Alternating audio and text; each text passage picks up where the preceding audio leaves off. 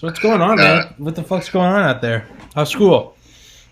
It's good, man. I'm just finishing finals week. Got 2 exams tomorrow, but it's like physics and evolution, so I don't really plan on studying. Fuck that. Did you take your biochem exam? Yeah. How'd you do? I mean, I finished it. Felt like I knew how to answer every question, so... You just regurgitate fucking not equations, chemical structures and shit? Yeah. Yeah, I don't think I fucking... In hindsight, I think the vast majority of shit I learned at UGA went in one ear and out the other. I feel like nonstop it was just like vomit everything out. Shit that I really didn't even understand. Do you ever memorize molecules and shit? Just to know what it looks like? Don't even know what the fuck it is? Yeah, you don't know the purpose, structure. Or equations or something. You don't even know the variables, but you're like, hey man, fucking delta, delta sigma, man, glucose, perfect score. Right? Yeah, I mean it's retarded. I would say that the common college student doesn't really know how to even study. Like they just know how to memorize random shit. I would say I did not learn how to study until I started studying for the MCAT. Yeah, and that was after. And most people take the MCAT after 3 years. I took it after 4 years, and yeah, I would say by the time I got to the MCAT, it was the first time I had to actually know how to study, because I was just memorizing pages, and you ever see Batman Dark Knight? You see that song Dark Knight, right? Yeah. When he's talking to Alfred, and he's like there was a bandit stealing tangerine or emeralds or rubies, the souls of tangerines. Yeah, and he's like, but he didn't want to keep. He was just giving them away, and he's like, well, why did he do it? He's like, some men want to watch the world burn, and then eventually he's like, Alfred, how'd you catch that thief? And he's like, we burned down the forest, Mr. Wayne. And so when I started studying for the MCAT, I was just looking at all the equations I needed to know, and I just started thinking instead of trying to figure out which ones I need to know, and going off that. What if I just memorized everything? and so I made I think it was 28 pages of equations, and it took me 9 months, but every day I would just memorize 10, and the next day I would memorize 10 until I could regurgitate it. The next day I had 10 more until I could regurgitate 20. On and on and on. So, I got close to 1,000. But yeah, I just remember thinking burn down the forest, Mr. Wayne. So I memorized all that shit, and then was still failing the fucking physics sections, and I was like, this isn't fucking working. And I realized the MCAT's to weed out stupid people, and I'm clearly a stupid person. So yeah, man. In hindsight, I wish I had fucking. Actually, no, I don't give a shit at all because I didn't go. But yeah, well, actually, if I could really go in hindsight, I wouldn't have studied at all. I just would have partied. I would have started podcasting in 2013. I'd probably be making a living doing that instead of being on day one right now. Yeah, you're the first guest, man. Yeah. Fucking. So yeah, real hindsight, I wouldn't have done any of that. But yeah, because you still want to take the MCAT, right? Yeah. Yeah, in hindsight, if I to get a better score, I would have stopped memorizing shit and just started taking practice tests nonstop. Because I memorized for 9 months, and my score went from a 30 to a 31 in 9 months, and I was like, holy fucking shit! And then for the last month, all I did was do practice tests, and it went from a 31 to a 35. Yeah. Wow. Yeah. You started studying for it yet? Yeah. I've been doing some here and there. It's kind of hard to work it in with your semester. Yeah. Especially with biochem. Yeah. But I've just been emphasizing on practice questions and practice sections. Yeah. So I have Kaplan, I have Barron, and then I have Princeton Review. Yeah. And I kind of just weave the three together. Yeah. Go off of that. Yeah. Did you torrent anything, or did you buy everything? The books I have, I got off pretty cheap on Amazon. Oh, nice. I had a friend who broke up with this chick, and this chick gave him like her MCAT study So weird. Books for Kaplan. So I got those for free. Was it because they broke up? Yeah. That's a weird parting gift. Yeah, I guess. Fuck you. I wish your best in your medical endeavors. Yeah, man. I don't know, man. I don't know. Fuck the MCAT. Yeah, fuck the MCAT. Dude, I remember there used to be this blog I would look at in like 2012. Yeah. And it was called Med School Hell. And it was from this dude that was in med school and then quit. Like, I don't think he failed. I think he just quit. And he made a blog, and he said it was dedicated to saving as many people's lives by telling them to not go to medical school because you'll go fucking crazy. But he's right, though. Yeah. And he used to always refer to the MCAT as the 12-foot tall, horned, fire-breathing, dual-headed dildo-wielding dragon that keeps everyone from getting into med school. And you have to be able to sacrifice your soul to fuck that monster to get in. I think it still holds true. Yeah, you definitely have to sacrifice a couple souls. Yeah, sacrifice. Yeah, dude, I just stopped going to classes like 3 months before I took the MCAT.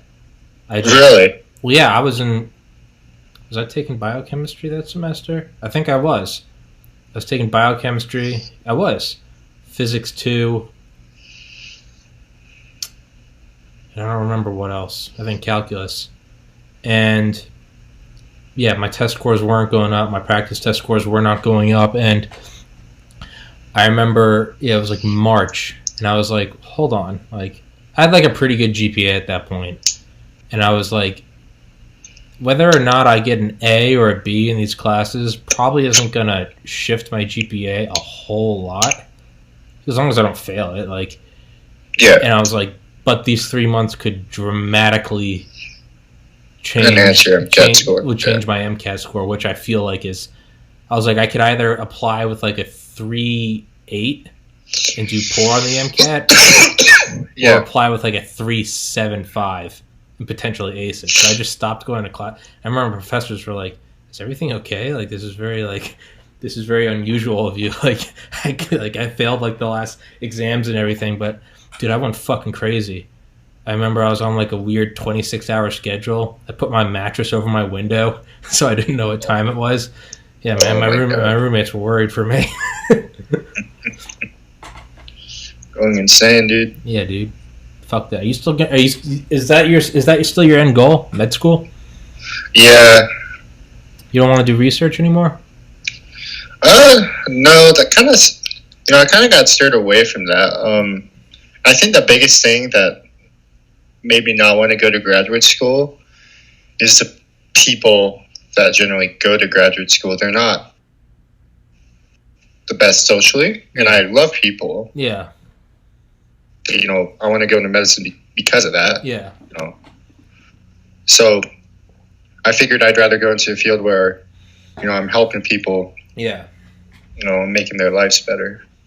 Do you mean like not good socially, like they're awkward? Or do you mean like... Yeah. Like they were like Martin Shkreli type. Like they're going into... You know who that is, right? Yeah. The guy that jacked up the insulin cost and made like $1 billion, but a bunch of people died because of it. Well, I'm sure there's people like that in academia, but, I just rather there's people like that in, medicine. There's awkward people in medicine. Yeah. It's just, most people that, decide to go to graduate school over med school, they're kind of, I'm generalizing here, and I could be completely wrong. Yeah. But, they're usually socially awkward, and they're just the type of kids that, spend time studying 10 hours a day instead of, taking an hour or two to hang out with people. And I think that's... Yeah. It's... Yeah, man. Fuck, man. In hindsight, I wish I had done that. I wish I had just been normal. I just... I mean, it's easy to say now. Because at the time, like... I was in your position. Like right now, like you're not in med, so it's still this like, it's still this like 1,000-foot vertical wall and it's like you still got to climb it, and I'm here telling you like, yeah, don't worry about climbing it. It's like, well, it's fucking easy for you to say, but dude, I think they weed that out. I think they make sure you're not like a psychopath, because like I was a psychopath in college. I mean, dude, I did not have social skills. I looked at everything as an equation. I looked at like how to solve shit. Like, yeah, and like, because I was so fucking obsessed with studying that once I got to med school, I realized I was like, oh, or in hindsight, I can look back and say, I'm pretty certain that's what the interview is for. Because they have all your numbers, they have your scores, they have your resume. Yeah. I think the interview is to make sure you're not a fucking psychopath. That you do take 2 hours a day to hang out with friends or something. And yeah, I think they probably saw right through me. They're probably like, this kid's a fucking psychopath. Fuck, man. I don't know. I don't know. Well, I think there's a difference between, of course, there's more than a conservative difference between being a psychopath and just somebody who lacks social skills. Yeah. I think a psychopath is somebody who adheres to using people. Yeah. And that's how they get through their day-to-day life. And I've met plenty of those in college. Yeah. There's no short of people like that. Yeah. But I don't know. It's just the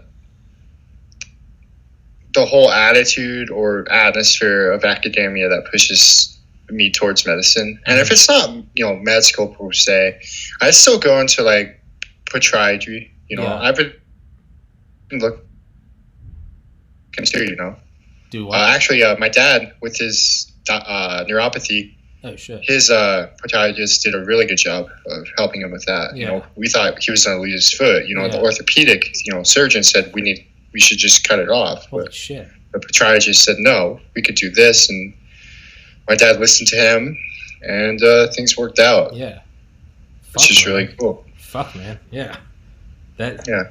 What do you have to do podiatry? Well, I think so. It's a 4-year school too, but the stats are less. It's a lot less cutthroat to get into. Mm-hmm. I'll be honest. I don't know anything about podiatry. Well, you still have to do volunteering and job shadowing, just like med school, and of course you still do research and all of that. Yeah. It's just some of the classes required, are different, and some of the things you have to do before are a little different. But other than that, it's essentially the same process. Yeah. And I would probably say that the application cycle is, somewhat bit of a less of a hell than that of med school. Probably, man. Yeah. Yeah, man. Yeah, I don't think I'm a psychopath. I think I was just obsessed. I would say you were obsessed. I think I met some psychopaths during those interviews, though. Yeah, for sure. I mean, I've met plenty of them. Really? Oh yeah, dude, going back and forth, talking with the. Well, without naming names or specifics or anything. Man, I'm not sure if I want to necessarily spite anybody for being that way. Yeah, but okay, I got you. Yeah, man, there was a dude I started a company with like a couple years ago. We had another dude, or we had a girl that was gonna model our clothes. Yeah. Super hot chick. And me just looking at things like incentive, I was like, well, shit, I'll give you, you can have 1% of profit for everything sold with like, because it was like, if you see like, she would advertise it on like Instagram and it'd be like, hey, like, use my name for whatever, 10% off, free shipping, whatever. Yeah. And I just looked at it as like, instead of this just being like a side thing, I was like, because if she was just doing it, it'd be like, do it at your leisure, whatever. But I remember I was like, no, I want someone that's gonna, I want the incentive to be theirs. Sort of like the quickest way to get rich is to like enrich those around you. Right. And so I was like, yeah. So I was like, here's a percentage. Do this. And the guy I was I founded the company with. I still remember. I think it was the last conversation I had with him, but verbatim, I remember he said, "Do not share with the models. They are vessels for sales. They are tools for our advancement." I just remember it was like, man, if you talk that way about him, that's probably how you view me as well. Like, I was like, shit, man, it's gonna be 10 years down the road, and I'm gonna wake up in a bath of ice with no kidneys. And so I was like, yeah, man, I don't think I'm gonna do this with you. But yeah, fuck yeah.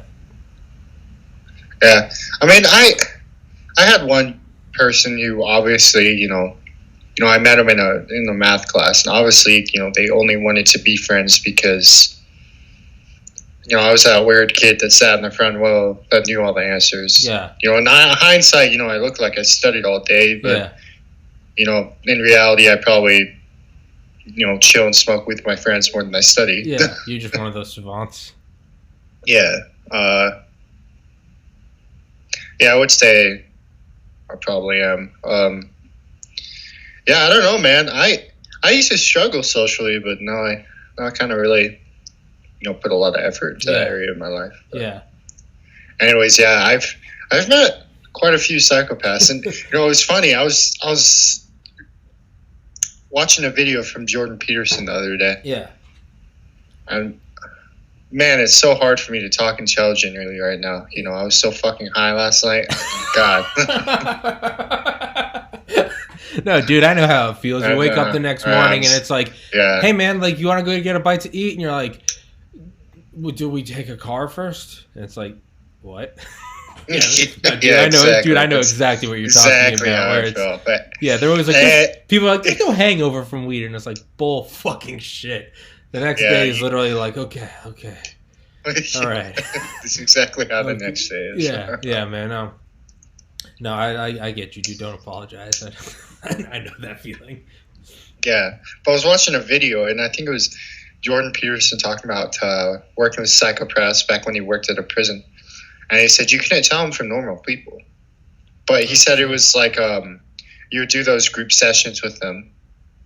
And he said it wouldn't help them. It would just give them more tools to use against people. Dude, that's... Yeah. That kind of put chills in your neck. It does, man. You don't know that... So shit, whoever I think is a psychopath probably isn't one. They're probably just awkward. The real psychopaths, you have no idea. Yeah. Like, you really have no idea. I think you can probably tell, like, I think the one, in my completely uneducated armchair psychologist opinion, I feel like someone that does sympathetic or empathetic things towards you or for you, even when there's nothing you can do in return. I feel like that would be one way to weed out. Like you're not like an investment to them. It's one thing if I own a company and you're being nice to me and it's because way down the road you want to get in on or whatever. Yeah. I feel like someone that would do kind things for someone that cannot pay them back in any way. I feel like that'd be like the really only way you could like for sure be like, okay, that guy's not a psychopath. He's just really fucking weird. You know? Yeah. He's just really fucking weird and nice. Yeah. Yeah. I mean, to be honest, there isn't a lot of people like that. Yeah. I mean, dude. But at the same time, I'm surprised that the world isn't burning outside. Yeah. You kind of got to look at it as a miracle and be happy that it's not. Yeah. I've thought about that. Like, am I grateful enough for like how good everything is because of how bad everything is? Does that make sense? Like, the fact that the world's not burning despite everything. Yeah. But then you have to consider the flip side of that coin. Is anything really that bad if the world's not burning? How much, like political divide. I've never actually seen anyone protesting. I've never seen anyone I've never seen a Proud Boy. I've never seen a BLM member. I've never seen Antifa. I've never seen on either side. I've never seen it. Despite Georgia, Maryland, Baltimore. Like, I've never actually seen it. Like, so it makes me think how much of it really exists, and how much is whoever's pulling the strings, or whoever has invested interests. Is it all fabricated? Oh yeah, especially nowadays, you really got to ask those questions because, man, you read about the Trump impeachment, but then you start reading some of the stuff the Trump administration was starting to investigate with Hunter Biden and in Ukraine, and red flags just start popping up with your mind, dude. Yeah. I mean, how many millions of dollars just disappeared? Yeah. And Ukraine was investigating. Yeah. I think it was like they were going to investigate the nonprofit company that Hunter Biden and George Soros was a part of in Ukraine. So Ukraine went to go investigate them, and then the Obama administration told them not to. Oh shit! I didn't know that. Yeah. So I mean, that's just stuff I've been hearing from people like Glenn Beck, and of course, Glenn Beck, you never be sure what what he's saying is true, but yeah, I mean, nonetheless, I think it's important to listen to different political news stations. You need to, as bad as you might need to listen to a little bit of CNN to understand your opposition a little bit better. Yeah, and to be honest, I don't really care much for the left, and I don't really care much for the right either. But I mean, I hate the left. I mean, if you, so it sounds like Trey Parker and Matt Stone, the creators of South Park. Oh, Did you ever hear that it was I think it was in like the early 2000s. They interviewed him. I've never seen that one. No, it's an interview with them. It's not even an episode. It's just an interview. And they're like, "Where do you guys lean politically?" And he's like, I hate liberals. I cannot stand Republicans. But I fucking hate liberals. He starts going back and forth. And they're like, which one? And he's like, I just really can't stand the right. But I fucking hate the left. And he's just going back and forth. Yeah, man. That's the thing. Is like there's almost like a weird thing that like if you're not in line with the far left, you're kind of categorized into the right. But I don't consider myself right at all. Like religion. Well, yeah, that's because their whole system is based on the dividing of powers. Yeah, the left. They believe in Marxist theory essentially that you need to give this group power in order to even things out. Yeah, which takes everything out of the individual's responsibility. Yeah, the incentive. So honestly, I think a lot of the problems we have today is because of that. Yeah. I would especially say the school systems these days are fucking up because all they're teaching is Marxist theory. Yeah. I mean, my first semester in college was at a community college, and I remember vividly the English professor praising, Marxism, essentially. Really? Very subtly, if you weren't intelligent enough to catch his interpretation and you realize that he's not making the distinction between interpretation and truth. He's just going straight to truth. Yeah. And that's what he's teaching, the people that are taking his class. And I think that is very dangerous. Well, it's dangerous, especially if it affects your grades. Like, I had a professor at UGA who, if you could tell he was very left-leaning, but this is a dude that you could tell he valued education for what it was over everything else, because he would almost awkwardly go out of his way to also bring forth the opposing statement. And it was like, oh, here's someone that's like, he can't hide the fact that he's liberal, but he was like, he went very far out of his way to like knowledgeable, to say both sides. Because I remember asking him about it, and he was like, I have my opinions. And he's like, but my job is not to instill opinions, or no, what did he say? My job is to not make you think like me. It's to teach you to think. Period. Yeah, exactly. I think a lot of professors and a lot of school teachers nowadays aren't making that distinction. They're teaching you what to think, not how to think. And I think that is wildly dangerous. I think it's wildly dangerous in either direction, though. Yeah, I mean, of course. Like I went to Catholic high school. I mean, like, shit in looking back now, I'm like, yeah, if I wanted a good grade, I don't think I would. No, but that's unfair. All my teachers were good, but no, but I did have classes in college where I would, when it came to like a writing section or something, I pitched it to whichever leaning I felt that they were, and I would always, in fact, that would always affect my grade positively. And the few times I did not do that, it did not affect it positively. Like, so in college, like your grades and your standings, the level of confidentiality around that, it's almost like healthcare info.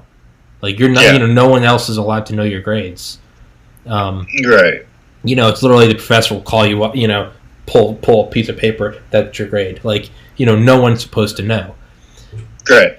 And I remember I was retaking German because this was after I took the MCAT, so I just didn't give a fuck anymore. This was my last semester. I was like, might as well take a class you might enjoy. Yeah. Well, I had to take I had to take German 1 and 2, and I failed German 1, so I had to retake it. And I remember it was like halfway through the semester, and this chick that was my teacher was like, I mean, if she was a guy, she would have had a Stalin mustache. But like, yeah. But like, but it was like whatever. It was, but everyone else in my class was a freshman, and here I was, an extra semester senior. Again, had already taken the MCAT, didn't care. My applications were in. I was like, I don't care. I just got to get a C. And yeah, for the most part, I didn't really give a shit. But throughout the semester, I was like, here's this chick, and like, this is the first semester for all these 18 and 19-year-olds, and I was like, this class isn't even politics oriented. It's literally learning like the vowels in German, like the pronouns and shit, der, dem, die, and I just remember I was like, this chick is like lockstep, like communist in arms. And so like, there's probably like a month left in the semester, I finally made a comment, and it's just kind of like, hey, aren't you not supposed to like do that? Kind of like, I've said something along the lines of like this is my last semester, like this is my 9th semester. Make fun of that if you will, but I was like, you're not supposed to bring this up, kind of thing. There was like something in the like UGA. It was like you're not allowed to. It was some political thing. I think it was like fill out this like survey for this candidate running, and if you do this survey, you get extra credit. But it was only for what? First of all, you're not allowed to do that. Period. But second of all, it was for this like super leftist like local town candidate or something. And I remember I was like, yeah, you're not supposed to do that. I was like, you're not supposed to do that. Like kind of. And I remember she said, she's like, 1, please don't talk in my class, and 2, you really shouldn't be talking. You need to pay attention because you're already retaking this class. You already failed it over the summer. And I was like, and again, like I don't give a shit. Like I was a cocky asshole. I was like, I'm gonna go be a doctor. You're a German professor. I don't give a shit. Karma bit me in the ass for that. But I just remember feeling like, you can't do that. And she's like, you already failed this class this summer. You're retaking it. And everyone was like, ooh. But I was just thinking, I was like, how quickly that like backfired once I challenged that. Like, well, I think that's really petty and unprofessional at the same time. Then again, this professor was I was 23, she was 26. Probably didn't help that I was talking back. No, definitely not. Yeah, and that's that person doesn't represent everyone. That's just me. Well, did you? My question is did you fail during that summer? Or is that just something she said? No, I failed. I completely failed. I failed the summer prior to taking her class. Yeah, I completely. But yeah, that was a weird one. But then again, what am I doing but cherry picking one example to support my argument? Is that any better than her? I don't think so. So, I don't know. We had this professor, my chemistry professor. What the fuck was his name? I think it was Professor Stanton. This was fall 2011, UGA, General Chemistry. Right. And, but he was this, like, super far right guy. Yeah, and, I've met those, too. Yeah. And to me, it's just as bad. Even though I was right-leaning, I was still just like, fuck off. Like, fuck off, teach me chemistry. But everything had a quip about like Obama and it was just like, like fuck off. Like, I need to learn about fucking ionic bondings and covalence and gay shit. But here's this, and he would always like, he's like one of those like creepy, right, you know, like fags go to hell kind of guy. Like, and like, not cool. And then I remember he was fired halfway through the semester because he was caught in a sting operation hiring prostitutes. Oh. Yeah. And it was like, huh. Yeah, man. I guess that's what happens when you suppress shit. Yeah, dude. Yeah. I think I don't know, man. I think they need to keep politics out of the classroom. But I will say there is, I listen to a lot of like Jordan Peterson or the what do you call them? The intellectual dark web. You know what I'm talking about? The Akira album? Is that what you're talking about? Not necessarily. The intellectual dark web. So like Mark Rubin, Ben Shapiro. Okay. Sam Harris. I was going to say Sam Hyde. I don't know. Do you know who Sam Hyde is? He's the guy that did that fake TED Talk. I don't know. I think he's... Yeah, it's kind of... It's like the opposite of Reddit, basically. Right. Yeah, the intellectual. Okay, yeah. No, I just hadn't heard that term before. Intellectual dark. Okay, yeah. So, yeah, the idea that that globalism isn't great, that unlimited immigration is not the answer, that open borders is a terrible fucking idea, like that. Well, they don't necessarily wholly believe that, but they necessarily believe that it's no longer right versus left. It's authoritarian state versus freedom. Yeah. Yeah. I mean, seriously, that's how they view it. And honestly, I think they're right. I think they're right too. I think the reason why I would say I don't identify as like a Republican is because if you just were to break down what each side is, not in terms of of what the views are, but simply as they exist as relations of control and power, they're actually a lot too they're too similar for my liking. Okay, so let's just I've been taking shots at the left because I'm clearly not left, so I'll continue to. But like, okay, you shouldn't be able to make this much money. Like every day on Reddit, it's fuck billionaires, right? You shouldn't be able to make this much money. We're going to take it for social programs. We're going to tax it. You can't own guns. You can't buy this. You can't do whatever. So, but let's just break that down into the simplest blocks. It's power and subject, right? Right. If you look at the right, though, it's the same thing. It's they say we're not for that. Keep your hands off my wallet. Blah blah blah. Okay. Marijuana should be legal. On the right, no, it should not. It's dangerous. How do you know? And it's like, well, who's telling you it's dangerous? It's the government. Why the fuck?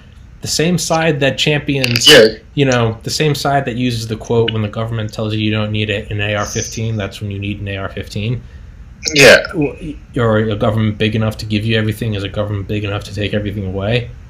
The same side that champions that is the same side that says gays shouldn't be able to get married. You shouldn't. Pot is dangerous. Or you shouldn't be able to switch your gender. Or so when you look at it from that side, they almost kind of reflect each other. They do. They definitely do. They have different pieces of the chessboard, but ultimately it's power subject. It's just different ones. This side says, don't tell me I can't get an abortion. This side says, don't tell me I can't buy guns. This side says, you don't need all that money. This side says, you don't need bot. Like, it's not. It kind of feels like it's like a cleverly woven mirror on each side. And whether or not it's woven and there's someone pulling strings, or whether that's me projecting a boogeyman that's not there, I don't know. But yeah, what I was going to say, which is why it's so, back to kind of what we were saying earlier, I think it's so disappointing when you don't follow lockstep with either one of them, they accuse you of being the other. Yeah. And it's like they're even on Reddit, it's like, okay, on Reddit is 99% people saying the right sucks or the left sucks, just going at each other's throats. That's not. We already did trench warfare. It was World War One. It worked horribly. But if you ever try to toe the middle line, you'll get more shit than either side. You'll get more shit than ever coming out as left or right. Like, look at this. Don't sit on the fence. Choose a side. Like, and it's like, what? I feel like that's the only way forward, though. It's like that meme. What are your political views? I think gay married couples should be able to use guns to protect their weed. Like, yeah, that's how yeah, like, yeah. Like, I think that's the perfect way to say it. But yeah, if you go on one side or the other, you're automatically on the other side, and it's like, I don't think my views have changed at all over 10 years. And I voted for Obama in 2009 when I was 18. I would say my views haven't changed at all. But now I would be classified as, like, literally like a Nazi goose-stepping right. Yeah, you'd be classified as alt-right. It's like you said, it's almost like a cleverly woven mirror, It's almost like you need to be either side or you don't belong. And, you look at, World War II, the German government, the first thing they did was essentially divide the people. And I think it's the same thing. Yeah. Like, it's just one side has to be triumphant. And it doesn't have to be that way at all. I think it's just, again, it's just Marxism. It doesn't need to be about power. No.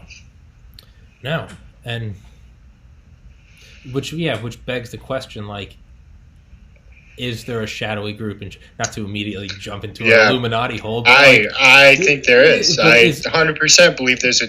But if that's not the oldest play in the book, not in American politics, but in human interaction, divide and conquer. Yeah. If I gotta fuck with you and your roommate, first thing I'm doing is using my Photoshop skills to fucking make fake text that y'all are texting each other's girlfriends. That's the first thing I'm doing. Divide and conquer. Why fight both of you when I can pitch you guys at each other's throats and then walk into your apartment and take whatever? Like, that's the easiest way. Like, you don't want to have to brute force it. Like, you can, and you can see that as like the U.S. military. That's our backup card. Is the biggest standing army in the history of the world. But like, it almost seems like it's so fanatical that it has to be choreographed. It almost seems like, I'm terrible at interrupting, by the way, so talk over me. But it almost seems like a fucking, like, a Netflix drama. Like, the next season. What are the writers going to write next season? Trump. Yeah, where are the cameras? Yeah, no.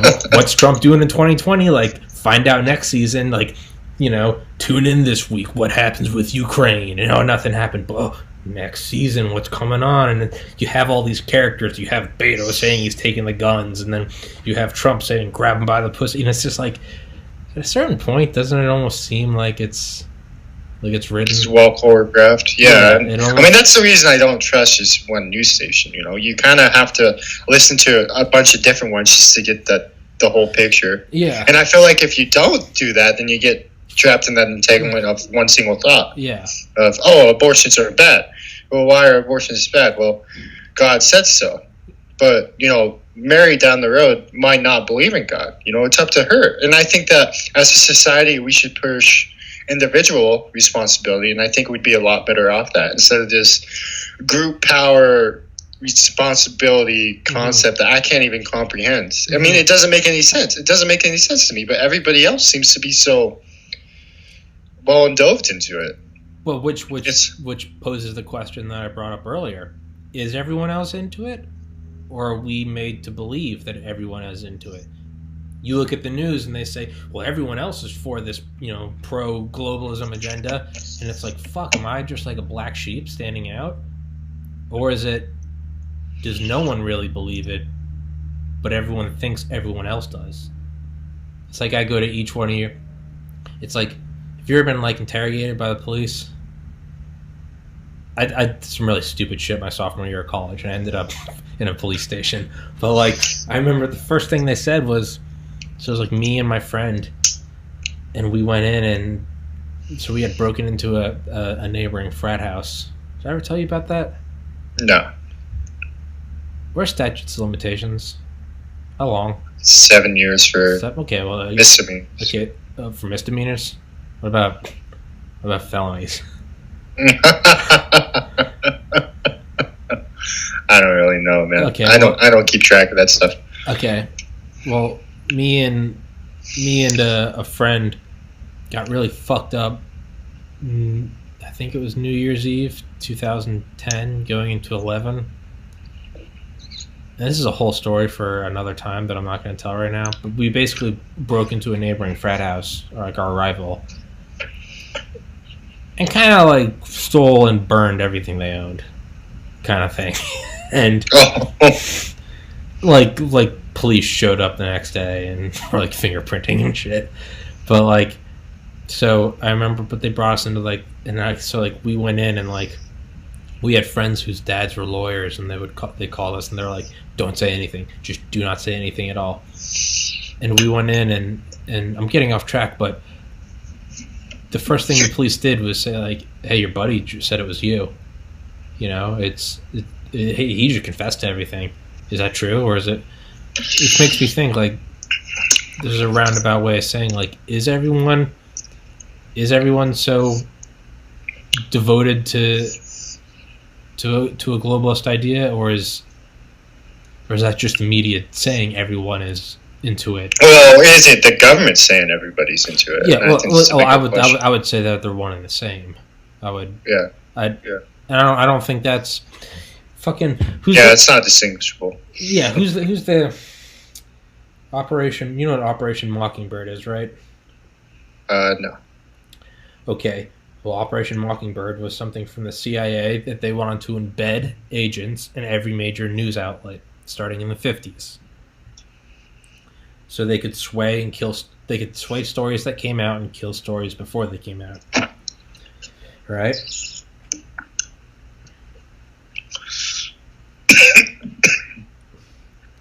The director at the time, CIA Director William Casey, said off the record in 1981, or I'm sorry, on the record, we will know that our disinformation program is complete when everything the American public believes is false. So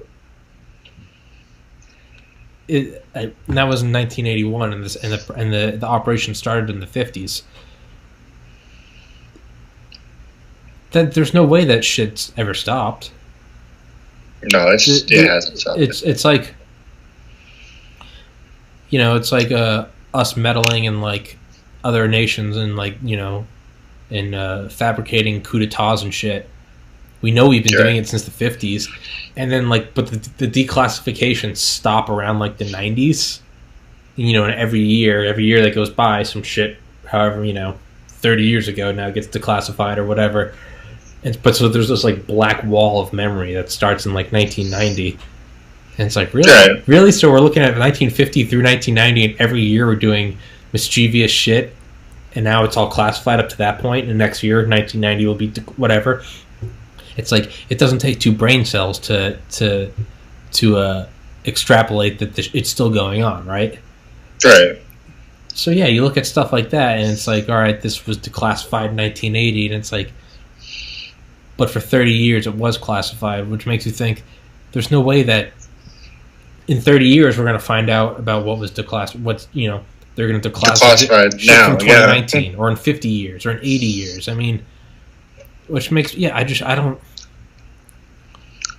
know. Can't comprehend it. Yeah, but the thing is if you ever bring that up, you're labeled as a conspiracy theorist. If you say the media is the one the same as the government, you're laughed off as a conspiracy theorist. But the actual fucking term conspiracy theorist was created by the CIA's Psychological Operations Division to label those that question the official narrative to be embarrassed so they won't do it anymore. Like, Oh, yeah. And don't take my word for it. Fucking Google it. Like, look it up. So it's... But it makes sense. Like, so, like, why wouldn't you ever want to question that? Oh, I don't want to be called a conspiracy theorist. Well, it makes perfect sense. You don't want to be ostracized. So, I don't know, man. It does kind of fucking feel like we're living in the Matrix sometimes. you know, I think the perfect fix for this is the people just need to start reading books about the tragedies that happened, you know, from having an authoritarian government. I mean, Yeah. read the Gulag. The Gulag is one hell of a book. Yeah, really. I mean, it's emotional, man. I mean, it goes into.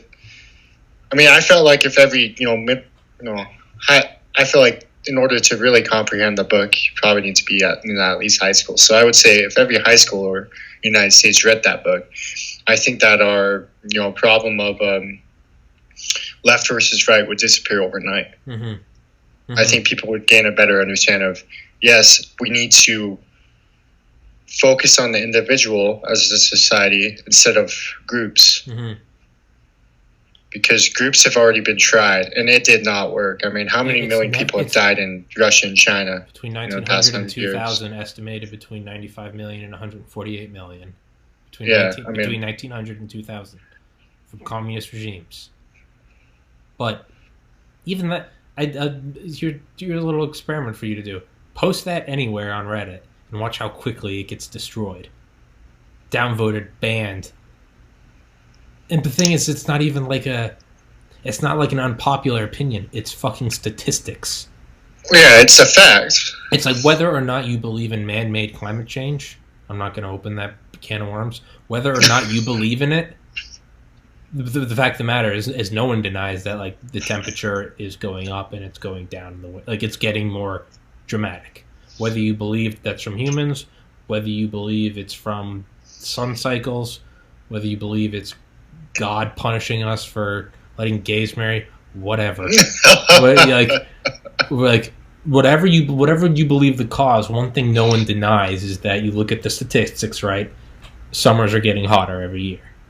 Winters are getting colder or more extreme, right? Sure. Yeah, okay. Animals are going. That's one thing no one denies. What causes it? Again, not going to open it. I have my opinions. You have yours. I don't care. But the weird thing about the 10th of a billion dead under communism in a century, you'll be called a fucking racist for bringing that up, which is in itself a mindless insult that doesn't have anything to do with it. But I mean, you'll get labeled as alt-right, you'll get labeled as a fucking fascist, you'll get labeled as a bootlicker. But that's an undeniable fact that between 1900 and 2000, over 100 million people died as a direct result of suppressive communist regimes. That is an undeniable fact. And it's undeniable when even as something as censorship-rich as Google still has it as the top Google search if you Google it. Like, that's how undeniable it is. How long is that going to be an accessible piece of information? Who knows? But, yeah, like, it does not matter where. It does not matter if it's in South America or the fucking Siberian tundra. Every place it has been tried results in genocide. Every single place, in every single era. And despite whichever cool uniforms they have, like, it always results. Whether it's the fucking Middle East, whether it's China, whether it's Russia, whether it's South America, it always results in millions of people dead. Like, after a century of data, like, you can start to, like, extrapolate some pretty basic patterns. Socialism and communism, advanced time, mass genocide. And that's not in, like, and I'm not saying capitalism's perfect, because the immediate... Well, I mean, of course it's not. No system's perfect. Exactly. Like, I don't think it's perfect. And that's, when you bring up those statistics, the first thing that comes up is, well, here's how wrong capitalism is, and here's how bad... Like, yeah, it's I think it's less bad. I think exactly. It's a lesser of two evils. Yeah, and the one is it's hell, man. Yeah, yeah. Amputation's bad, but it's better than sepsis and death. Right. Like, yeah, man. it kind of eerily seems like we're marching in that direction. It's kind of scary. Like, yet again, it kind of feels like, and like another undeniable thing. Like, why is it? It's always brought up that, like, why do you really need guns? Like, really, the government's gonna like that was necessary in 1770. Like, you don't need that anymore. Government's not. But the way I look at it is the reason why it's such a pipe dream of that ever happening in America is because guns are omnipresent. Like 2019, it's 2019. Look what the fuck's going on in Hong Kong right now. Like, yeah. Like, have you seen that shit where when they're getting arrested in mass, what the protesters will do? They're going on like the buses and shit. They'll all slam up their IDs on the window, so people will take pictures. So when we go missing, here's my data, here's my information. Or have you seen those videos where when they start to get bound by police, they'll start screaming out their name and their address and who their parents are? Because, like, hey, I'm going to go missing. That's happening. This isn't fucking World War II. Like, this isn't Vietnam. I mean, it's happening now. This isn't 1990s. Now, as we are recording this, it is happening now. And, the argument is, if they had guns, the Chinese government would use that as an excuse to just squash them harder. Probably. I don't disagree with that. But so just bend over? You'd rather bend over and take it in slow motion than have a fighting chance and get squashed in fast forward? Like, well, I think ever since the dawn of human social structures, I really feel like, we've been fighting this problem ever since the beginning. Mm-hmm. It's what do you mean? The superior. I mean, think about the Middle Ages. Kings and queens. They're the only people that were essentially out of poverty. Yeah. And you look at it now. Look at what capitalism's done. Yeah. I mean, yeah. People are getting more and more people are getting healthcare every year. Yeah. People are actively being brought out of poverty, which I think is a great thing, man. But then you have the other side of it. You have people slowly losing their rights. And how you have people being arrested for sharing their view of the world in Hong Kong. And man, I mean, it brings chills in my bones because it reminds me of reading the Gulag. I mean, it reminds me of it's how it creeps in. It doesn't happen like that.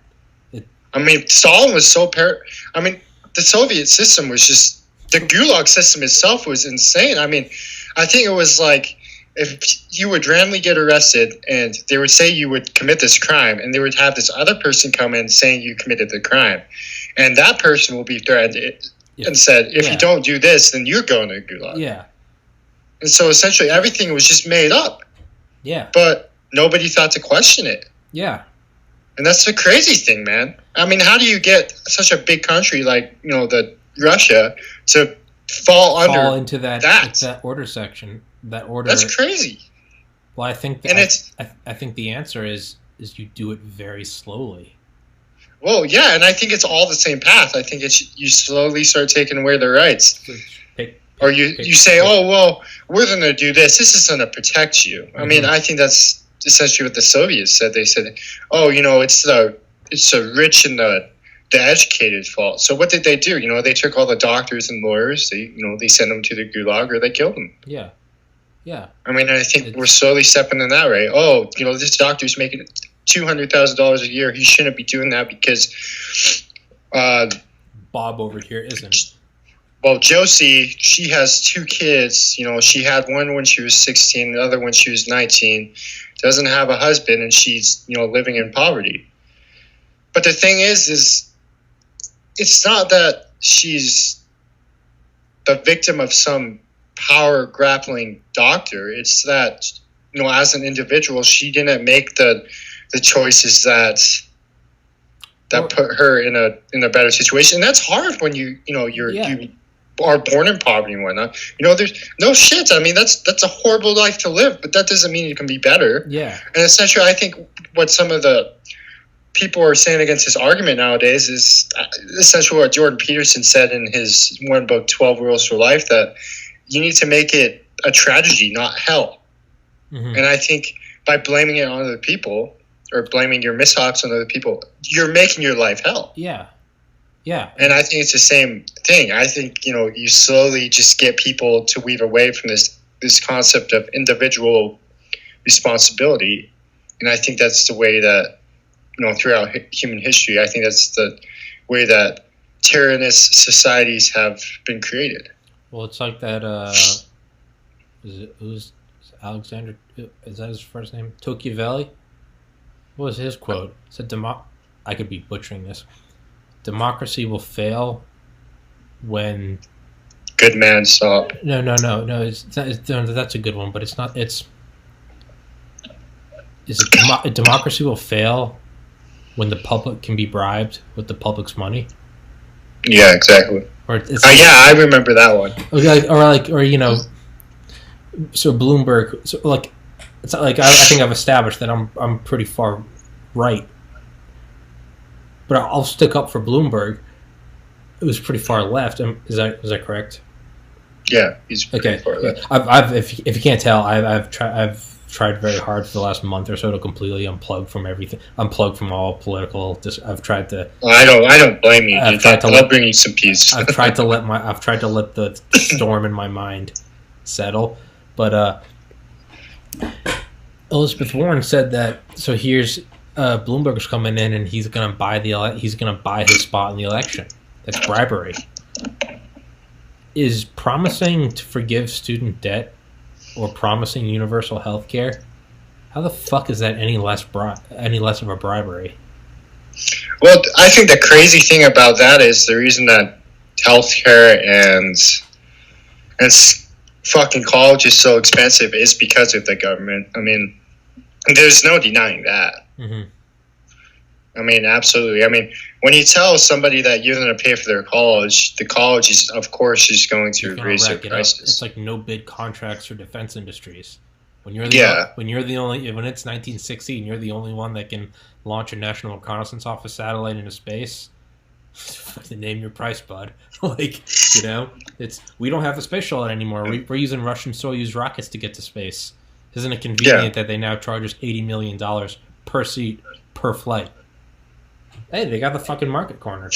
But yeah, if you're a college and the government's gonna pick up the tab, well, fuck yeah. Why wouldn't you yank it up? Why wouldn't you jack the price up? So I don't think you can. It's like the intention is good. I think that's something that.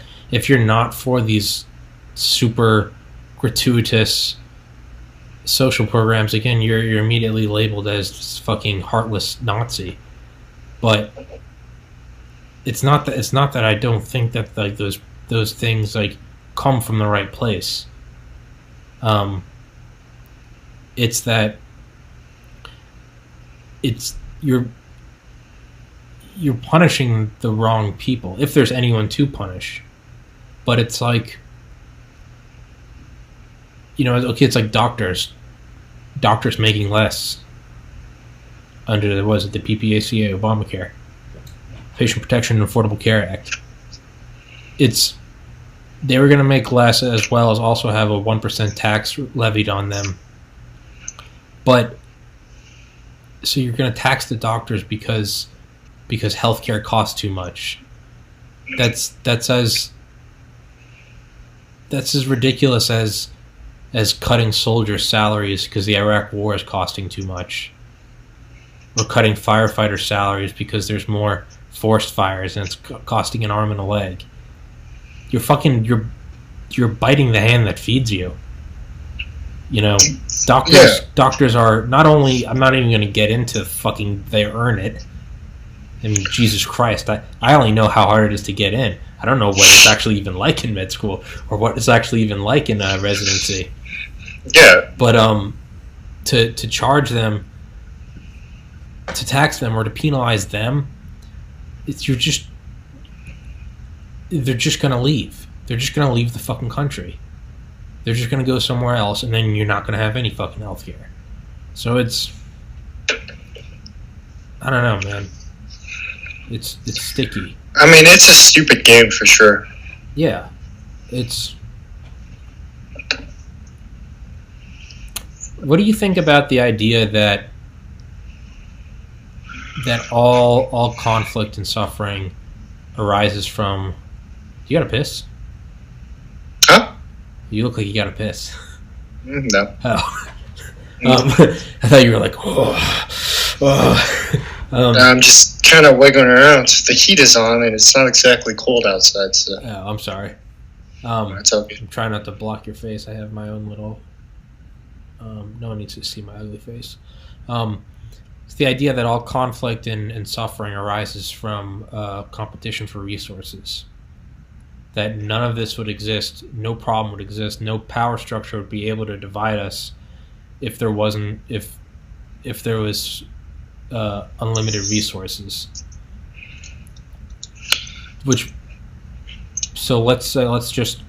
I've always thought about this, like, how would you create, at what point is utopia or heaven a reality? And it's, you look far enough forward and it would be robots operated by artificial intelligence, powered by unlimited power from solar, who would be building and planting everything using 3D printers and planting using just the most fucking advanced genetic engineering to get to a point where there's a fucking robot army on the world, not in a dystopian way, a fucking robot army powered by an unlimited fuel source that no one has to pay for, using 3D printers and to create all material things we need, and for unlimited vertical farms with insane high yield genetic engineering for crops. What that paints the picture of is unlimited, and use that unlimited power. So let's say we somehow discover we somehow perfect cold fusion, and so we can now use that power intensive process to desalinate the oceans when we need it. So that's unlimited food, unlimited water. That's the ability to have anything, any material thing like that. So there's now no longer limited resources. So you no longer have child laborers in Africa digging up rare earth minerals or rare earth metals to be manufactured by suicidal cogs in the machine and Foxconn mega factories in mainland China to be shipped over here to where a bunch of fat lazy Americans like myself wait in line to buy an iPhone. If all those things are negated and not in an idyllic communist sense, but rather there's quite literally unlimited food, water, and material, I kind of think that that's the only way to really end all conflict. Because until, as long as there's any competition for anything, there will always be either people at each other's throats or a shadowy elite manipulating people to go at each other. I think until there's unlimited resources, and it's decentralized everything, everyone has their own robot that will print them anything, will, fucking molecularly assemble any food you want an apple, like that, Like, there'll be an industrial revolution for food and 3D printing in the same way that it used to be very difficult to get a woven shirt versus, industrial revolution. Now they fucking shit them out like pancakes at IHOP. Like, that's a good analogy. But, like, I think until you have completely unlimited everything and no one controls the means of that unlimited everything, I think there will be conflict. I'm saying all this to say this. So I think the fastest way to reach that technological utopia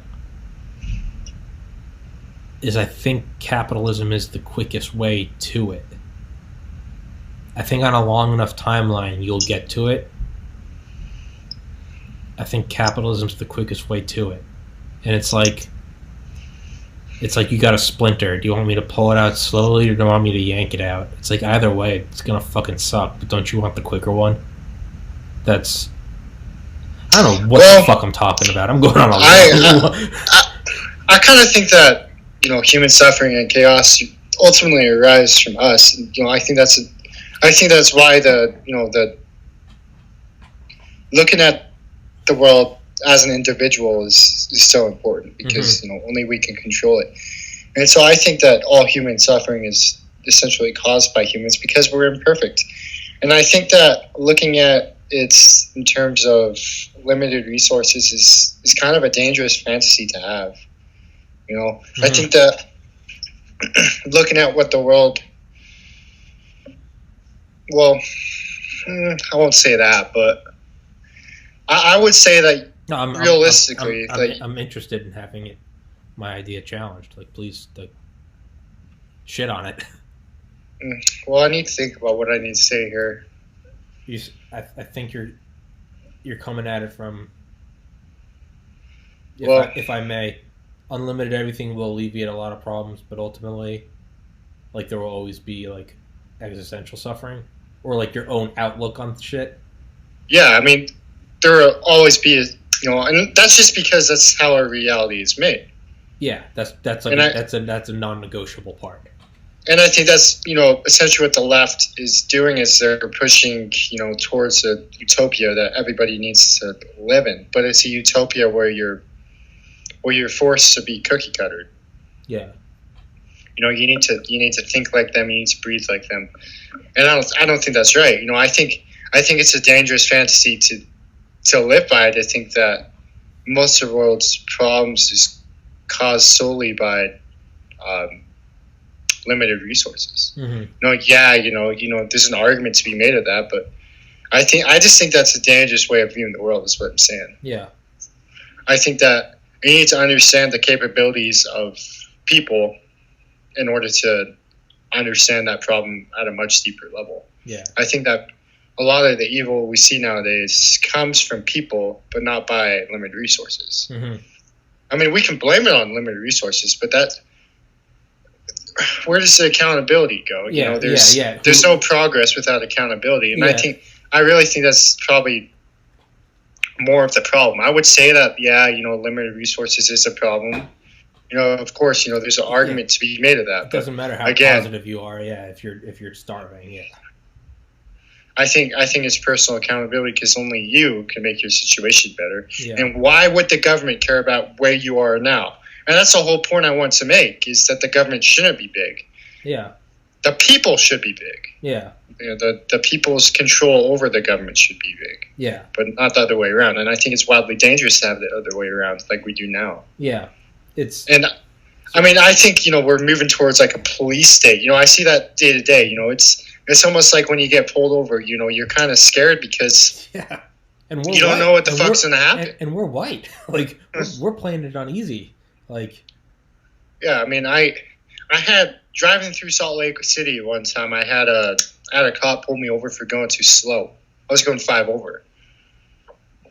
So I mean, too much power to be had from in their perspective, but I think there's a push there because we're having problems with drugs and this and that, so the cops need to come do it. But again, it's personal responsibility, man. I don't think that any government official should have more power than the people. I think that's stupid. I mean, I view cops nowadays as redcoats. Yeah. That's essentially how I view them. Yeah. I mean, I respect them. I respect their job they're doing. They're working very hard. I respect them for bringing narcotics off the street or whatever. But to be honest, in the long term, it's not doing us any good. I mean, all they're doing, for example, for bringing narcotics off the street, is they're creating more supply and demand. They're creating a market for a stronger product. And I mean, you're creating a market for cartels.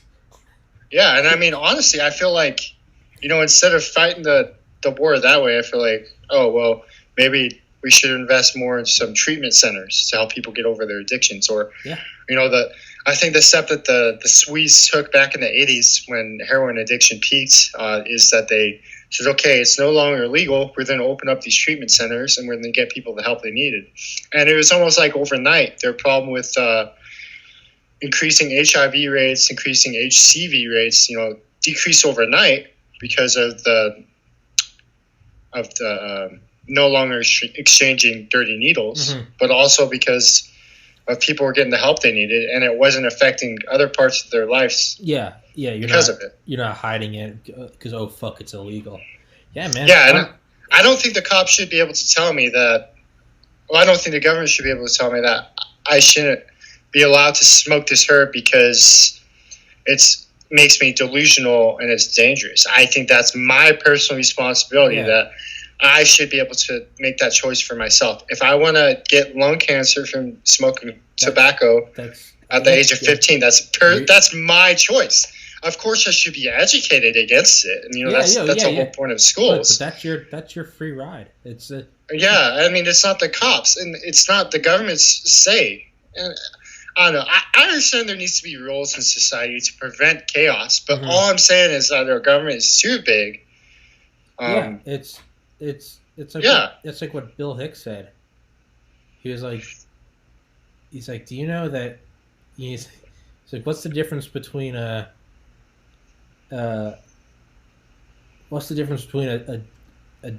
dead smoker and a dead non-smoker? Nothing. They're both dead. He's like, you're still gonna fucking die. He goes, you know what happens when you go up to heaven? You know what all the clouds are? Cigarette smoke. and who's the angel at the gates of heaven? Who is it? Is it Saint Michael?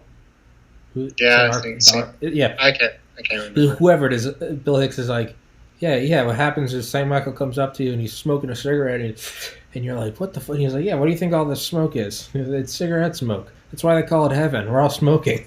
He goes, come on in. Hendrix is on harp tonight. But yeah, man, I think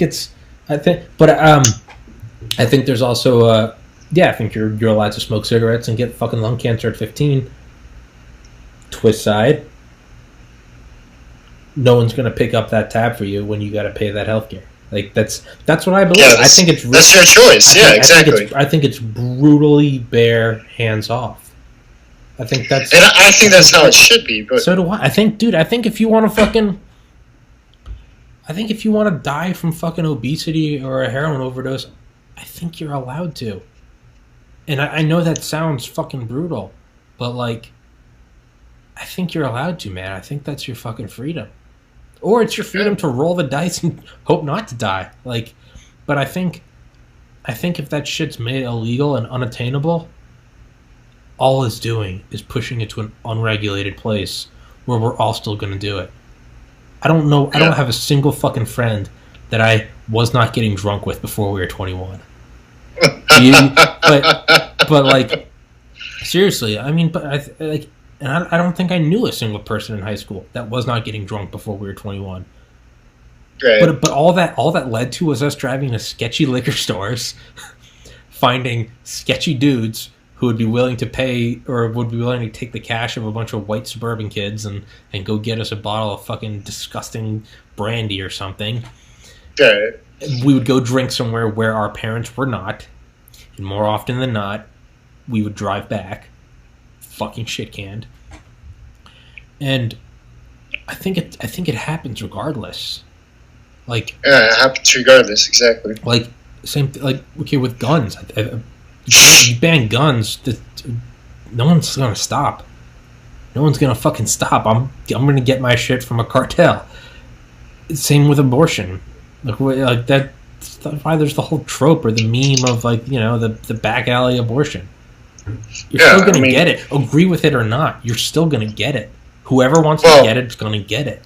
Well, I think the thing is I feel like our government model right now is it's the helicopter parent, but I feel like we really need to move to a place where it's based on individual responsibility. Touch the oven, get burned. And learn not to touch the oven. I think that cops should their job should be to protect and serve, not meet quotas. Or Grand Theft Auto, obey and survive.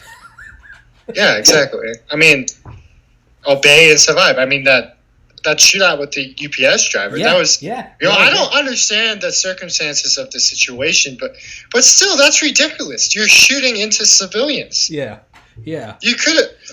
There's things you could have done, but yeah, I don't understand. I mean,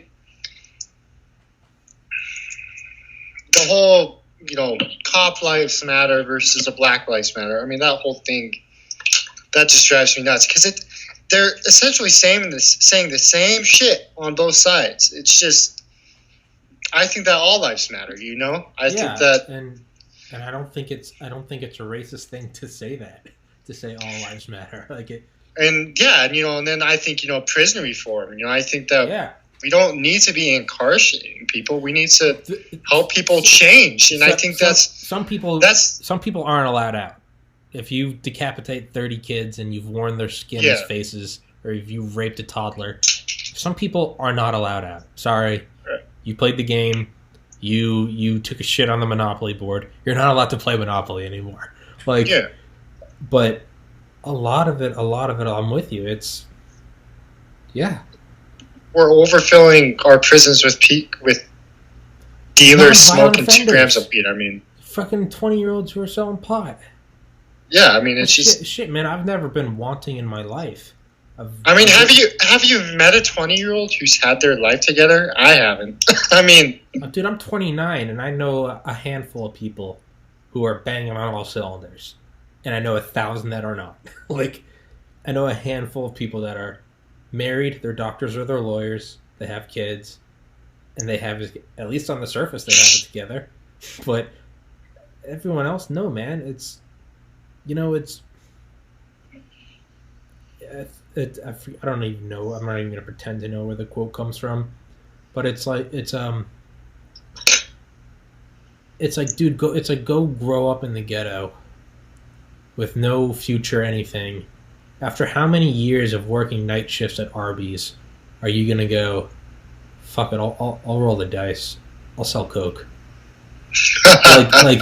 But seriously, how?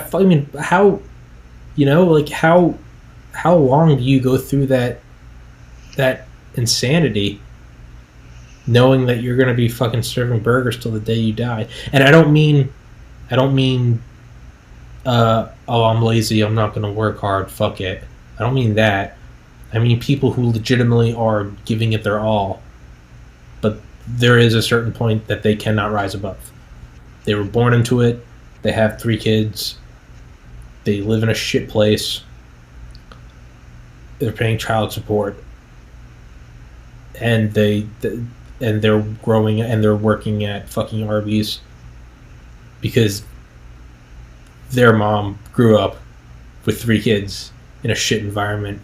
At a certain point, it doesn't even matter. You can be the most upstanding person. You can legitimately be giving it your all to pull yourself up by your bootstraps. But you reach a certain point where, man, you're 45 years old and you didn't get through 8th grade and you're working at Arby's. That dude's not going anywhere. And the knowledge that you're working till the day you die, so today is no different than 40 years from now. I mean, so it logically comes down to 2 things. It's like Eckhart Tolle. He's like, when a problem arises, do something about it or leave. All else is madness. So, well, if you do something, let's say you can't do something about it, you don't have any money, you're putting your kids through a shitty fucking public school, and for the fucking life of you, hoping that they don't fall into the same trap as you. You don't want to kill yourself because then they're going to be insured to fall into the same shitty trap. So what other gamble is there than to fucking start selling dime bags of crack? And it's easy for me to point at it and say, oh, it's wrong and they shouldn't. It's against the law.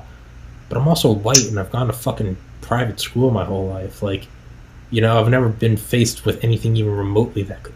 The biggest sacrifice I ever faced was, should I get a B in biochemistry and genetics so I can get a higher MCAT score? So I can go to a better medical school than a lesser medical school and still become, oh no, a doctor. That's the biggest gamble I've faced in my life. It's laughable. Right. It sounds like a shitty punchline, but yeah, man, yeah, I don't even really know where I'm going with this, but yeah, no, there are a ton of fucking people in jail for that shouldn't be in jail. Like, they're just trying to fucking hustle. Like, Yeah. put them in school, and that person's probably gonna hustle through school and be really good at it. This makes me think of, the opioid epidemic, and, you're throwing people in prison, but you're not necessarily giving them the help they need. Yeah. So they come out and they go back to prison. And, Yeah. of course, there's court fines and stuff. And so it's a vicious cycle, man. I mean, man, until you've been addicted to something that makes life without it hell, you won't know that a fine doesn't mean anything. I think that it should be, you either go to jail or you go to rehab. And I think that,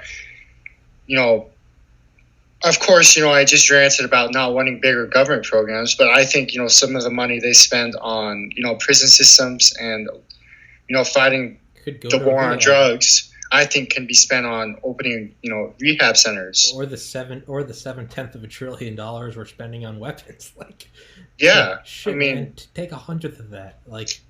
Yeah, you could fix the opioid problem just like that, and furthermore, if it wasn't illegal in the first place and you're just educated, no one's arguing that alcohol is not bad for you, but we're educated about it for the most part. And don't drink and drive. These are some pitfalls that will happen. Wait 20 minutes after you've had a shot because it hasn't hit you. Just basic shit that there are probably a lot of basic ABCs and 1, 2, 3s of every other drug, but we just don't know about it because they're all so taboo. It's like the boomer generation trying to understand the legalization of pot, and they're like, well, how do you know what's in it? And you're like, we grow up smoking pot, so we're like, take a couple hits, see how you're feeling. If you start to feel paranoid, that'll happen. Go beat off, eat some cookies, sit in a hot shower, you're gonna be fine. You can try it again another time. Even we know these, but to them it's this black mystical power. Yeah. We're all in that same boat when it comes to 99.9% of drugs. There's a ton of shit. It comes down to education. Yeah. If you just and it, as insane as it must have sounded in 1950 to say, I don't think reefer's that bad for you. Dude, I don't think anything's that bad for you if you just know how to do it. I fully believe that. One day you'll be able to go buy you'll be able to go buy meth and have awesome sex. Or you'll be able to go buy fucking painkillers or benzos and watch SpongeBob for 14 hours. But you'll be fucking educated on it, and don't take more than that. Don't do. Well, I think if you truly educated people on it, I don't think we would have a meth problem. We would have a heroin problem. They wouldn't do it, and and it's all it's. You weed out the suckers, but those are the people that we're gonna fuck up no matter what. That's just. Those are the people that those are the people that it's a harsh reality, but those are the people that if they're not going to overdose on meth, they're going to drink too much water and die. It's like some people just aren't going to make it. But goddamn, man, and it almost and everything we're saying sounds idyllic and romantic, but I don't think it is. I think a lot of it comes down to it would work if we tried less hard. The war on think of how much effort goes into the war on drugs, the surveillance, the officers being killed, the fucking scanning every fucking bag that comes through every fucking port, pulling over every person, drug tests at every job, versus how easy it would be just, hey, don't do it, or hey, you're free to do it. And and people say, but I want to do it. But people say, well, what do you do when everything's legal? What do you do when someone gets really high on pills and they run out into the street naked? To which I think, well, what do you do right now if someone runs out on the street naked? Anyway, you get fucking arrested. What happens if you go to your job belligerent and you're high? What happens if you go to your job belligerent and you're drunk? You get arrested. It's there are already laws in place, whether you're on meth or whether you're just an asshole. The laws are already in place. I don't know, man. I think it might be chaotic for the first like year or two. Yeah. I think you probably have a huge spike in deaths, but I think it would drop dramatically after that. Like, isn't that the case? That's happened in nations where they legalize everything. Like, am I speaking out of my head? Yeah. You know, that happened in Portugal. Yeah. But I mean, it's sad because you don't want people to die. I mean, of course you don't. Yeah. But how else are you going to solve the problem? I mean, the war on drugs is just going to continually kill people. It's going to go on forever. From overdoses and from fucking law enforcement officers getting shot raiding chop houses. Drug houses, I mean, so it's essentially it's a lesser of two evils. You know, we can have some people die now and have less people die in the future. Yeah, it's amputation or sepsis. It's like like we all agree, neither of them are good.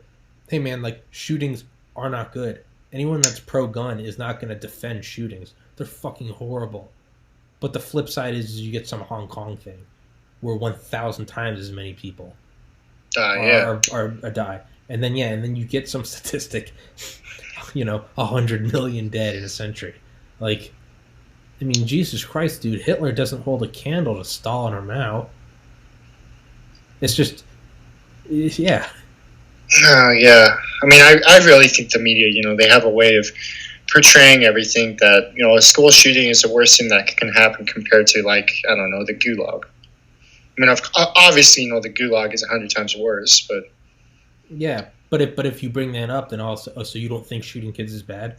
Like, it's immediately shoved in your throat. I mean, it's like... That's just such a naive way to listen to what somebody's saying. Yeah. I mean, it's so stupid. Yeah. People who do that are so freaking stupid. Yeah. They don't... I mean, that's just saying up front, I don't care about what the opposition has to say. I don't care about learning more. Yeah. I've already, it's just people that don't think. And yeah, it's... I don't know, man. Yeah. What do you think of the idea of solipsism? What's that? That there's only one self-aware entity in all of existence, and it's you. It's not simulation theory. It's not the idea that we're living in a simulation. It's that there's only one self, and everything is in your head. Man, I don't know if I want to even think about that.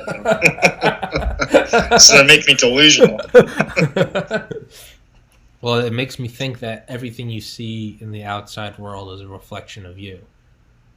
So and I think that's true. Yeah. So it's like living in this, this nation that seems torn at the seams, worse than ever before.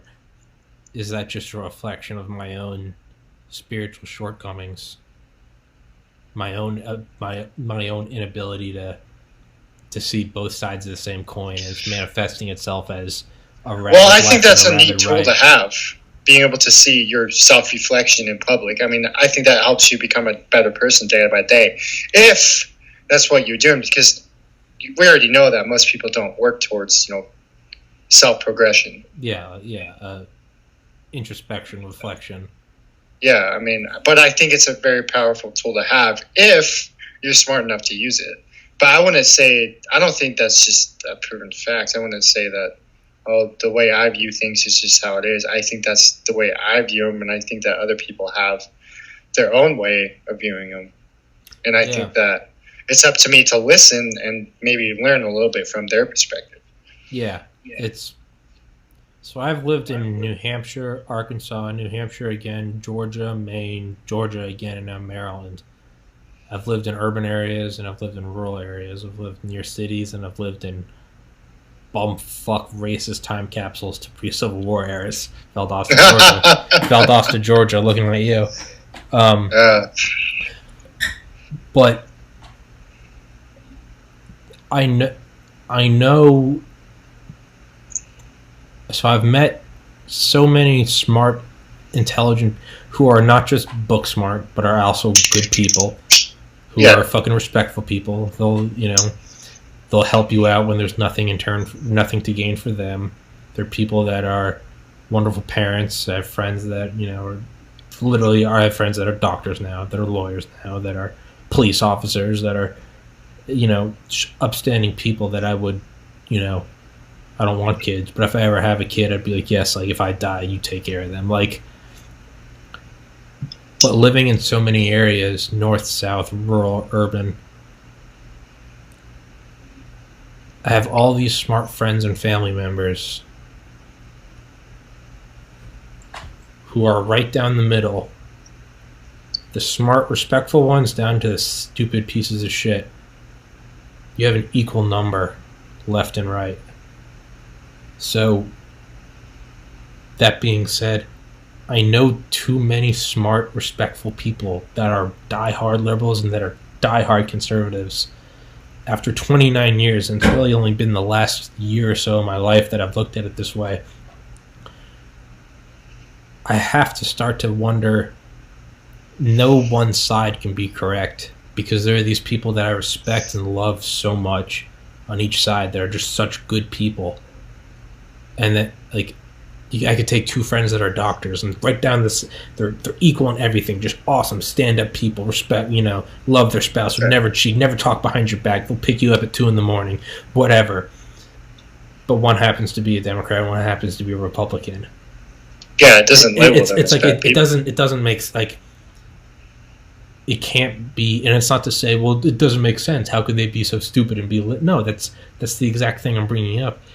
Is it doesn't make sense that one or the other can be the right answer.